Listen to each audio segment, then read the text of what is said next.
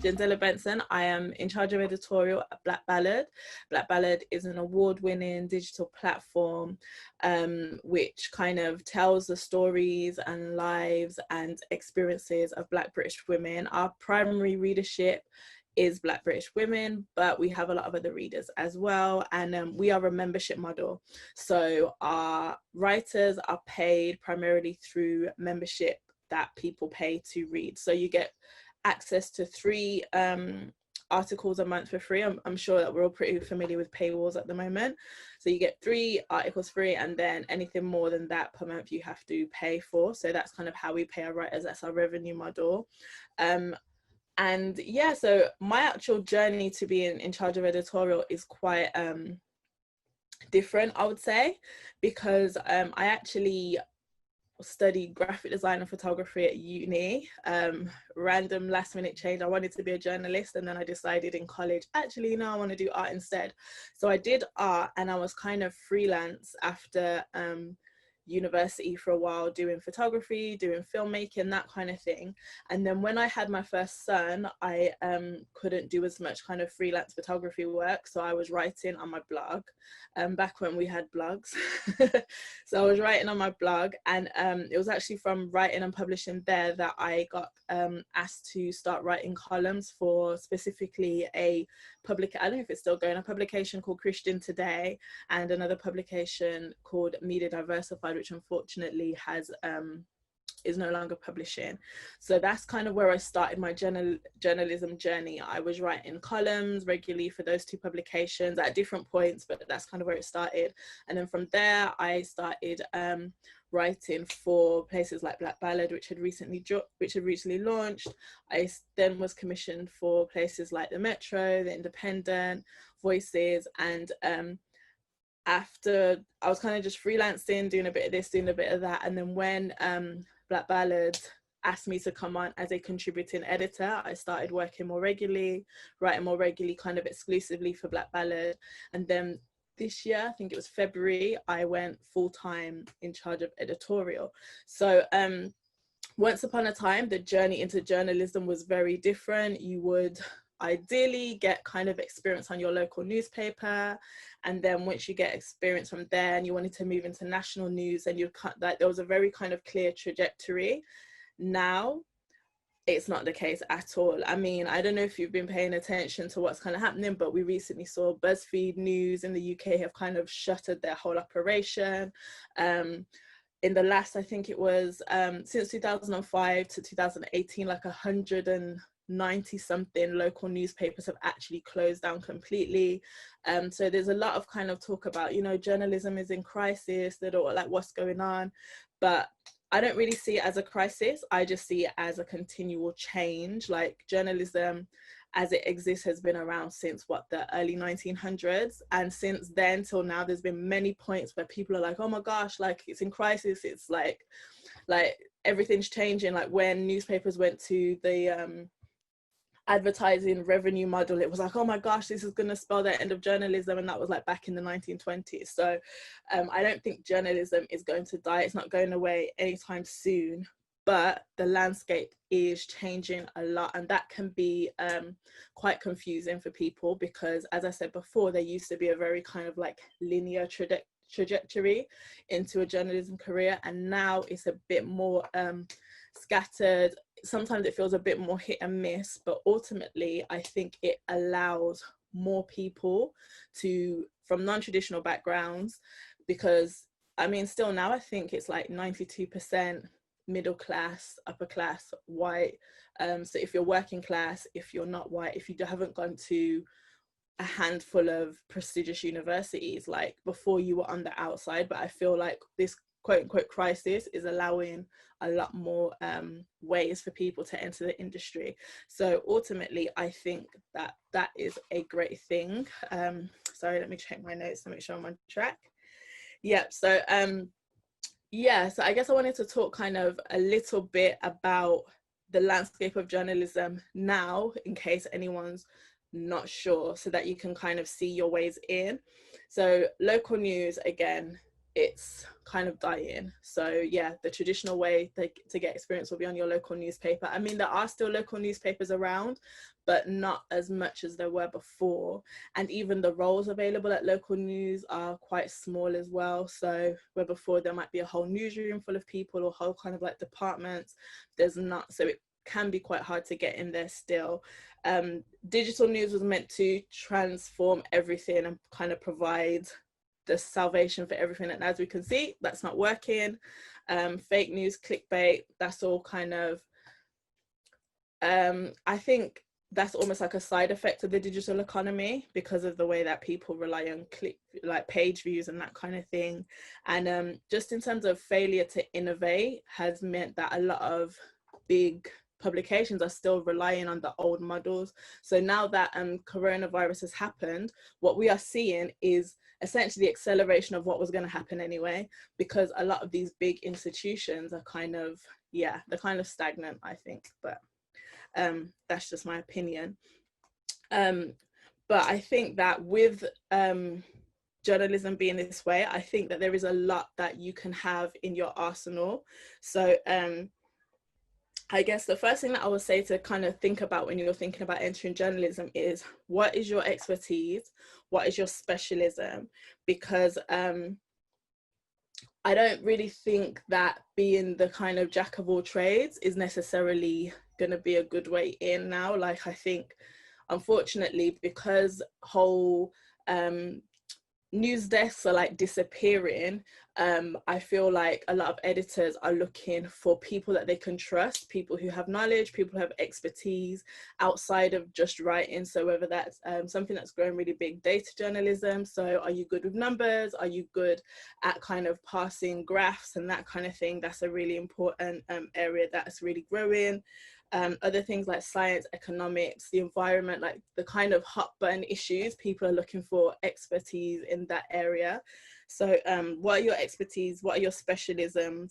Do you have multiple skills? So journalism isn't just writing, it's about podcasts, it's about presenting. Like, that's unfortunately what a lot of people are looking for now. So kind of having multiple strings to your bow and being very confident in different platforms will ultimately work in your favor.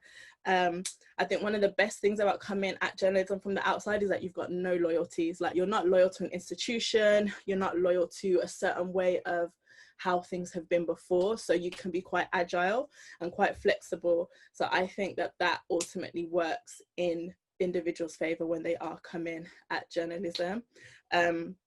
So yeah, just kind of keep those things in mind, because I don't want to kind of come here and be like, oh my gosh, journalism's failing, and for everyone to leave here feeling kind of negative. All I'm saying is that it's quote unquote in crisis, but there's opportunity, especially for the outsiders, especially for the people who have not kind of been programmed to think that things need to work in a certain way. Like, there's so many opportunities out there. Yeah, so I guess the big thing that a lot of people have questions for is around kind of getting your work commissioned. How do you get published? That kind of thing. I think one of the hard things about kind of answering that question is that editors are individuals, editors are people. So what works with one editor might not necessarily work with another editor, but I will always say that when you're thinking about kind of working for a particular publication, like, do your research on the publication. So read a lot of what that publication publishes. Like, I will be upfront and say sometimes people pitch stuff to Black Ballad and I'm like, you've not read Black Ballad because this is like, either we've covered it a million times before, or it's just not something that we would cover because we don't approach subjects from that angle. So definitely do your research on the publications that you're thinking that you want to write for. Read a lot of what they're kind of publishing. See what kind of, some editors might have preferences. And I mean, it might be a bit hard because you don't necessarily always see what editor commissions what, but you might notice trends in terms of what gets published. Like, certain papers might have a real big focus on, say, eco or kind of environmental things. So that might be a good way. Other papers might be more interested, or I'm saying papers, but really I'm talking about websites, I'm talking about any kind of journalistic output. But but yeah, kind of, yeah, do your research, see what each publication kind of likes, what they specialize in, and then you need to pitch your ideas. Now, pitching, again, it's not a science because different editors prefer different things. But what I would say is always start off by just getting straight to the point. I've got this idea. Here's a title, a short title, like a potential headline, but it will always get changed. So don't be pressed about it. Here's what the pitch is about. Here's a set of bullet points, 3 to 5 bullet points that kind of hit what I'm talking about, what the kind of outline of the article is going to be. Mention if you're going to speak to experts, mention if you're going to include any research. And this goes for opinion pieces as well, because even with an opinion piece, editors want to know, what are you going to say? You don't have to write out the whole thing. And that's another thing. Never send a pre-written piece, because for 2 reasons. It protects you, because what you don't want to happen is, which has happened to me before, but not because I sent a pre-written piece, but you don't want to pitch an idea to an editor. They see it, they think that's a nice idea, but I've got a writer that I already work with and I want them to write it. That happened to me with some research that came out like a while ago. I pitched an article about a specific piece of research, didn't hear anything back. The next email I got was from a journalist from the same publication asking for my expert input on this piece of research that came out. Like, I was vexed, but unfortunately that's the kind of game that some people pull. So definitely don't send pre-written kind of stuff. So yeah, list out your ideas in bullet points, and then I would say always include like a short little bit of information about yourself, a sentence or two introducing who you are, and any links to any kind of pre-published work. At Black Ballad, we don't mind if it's kind of a personal blog, and like, we don't care where it's published, we just want to see writing. And I think that even though there might feel like there's hierarchy in journalism, I think as long as you've got something written anywhere, just don't feel a way to kind of send it to people. Like, even if it is on your personal blog and you're pitching to, I don't know, The Guardian, like, you never know, do you get what I mean? Like, it doesn't cost anything. So yeah, include kind of work before, and yeah, send it off. And the hard bit is waiting for a reply. Some editors get back to you in a day, some take 2 days. I would say, depending on the kind of piece, if it's a very timely piece, you might want to follow up the next day or whatever else. But if it's something that isn't kind of reliant on a news cycle, you might want to give it a week, check back in. If the editor's not interested, if you don't hear anything back, then you try again and you pitch elsewhere. And I think the hardest thing about journalism that I found anyway was pitching and having no feedback. Like, you could pitch. It wouldn't get commissioned, but you wouldn't know why it wouldn't get commissioned. That's often because editors are just busy. I always try to give feedback, but sometimes I can't because there's just a lot going on. So yeah, it's kind of, it feels a bit weird kind of saying this, but there's no like hard and fast science to getting commissioned. You just kind of have to try again until you get your first commission. And the reality is that once you get published by someone else, it's easier to get published by the next person, because unfortunately there can be kind of like a bit of a pack mentality where it's like, okay, well, if they got commissioned by this person, then that means that they've done all the requisite checks, so I don't need to do too many kind of checks. That's unfortunately kind of the nature of the business as well. But yeah, kind of once you've done that and you've kind of pitched and you've got your commission, that's kind of where the ball starts rolling, and you can start pitching to more kind of outlets, more kind of places. And I'm trying to think of if I've missed anything else, because that sounds quite simple, doesn't it? But it's not. I mean, it is, but again, because you're dealing with personalities, because you're dealing with taste, because you're dealing with time as well. So sometimes you might have a really good pitch, but someone else pitched the exact same thing like 5 minutes before you did, literally, and that person got commissioned and you didn't.